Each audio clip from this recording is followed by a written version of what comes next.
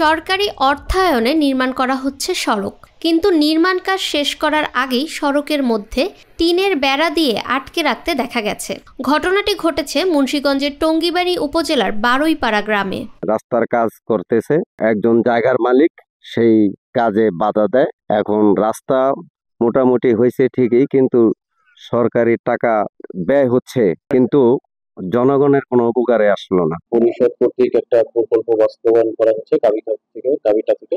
আমি প্রকল্পের সভাপতি এবং ইউনিয়ন পরিষদের চেয়ারম্যান মহোদয়ের সাথে যোগাযোগ করেছি। ওনারা যেটা বলেছেন যে জায়গা জটিলতা, স্থানীয় যারা জায়গা দাতা তাদের জায়গা অনুমতি সংক্রান্ত বিষয়টা সমন্বয়হীনতার কারণে আপাতত কাজটা বন্ধ আছে। তারা সমন্বয় করে যদি জমিদাতা জায়গা দিতে চায় তাহলে তারা কাজটা শেষ করতে পারবে।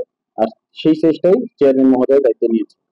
যদি তারা কাজটা শেষ করতে পারে আমরা ওই অনুযায়ী তাদেরকে বিল পেমেন্ট করবো।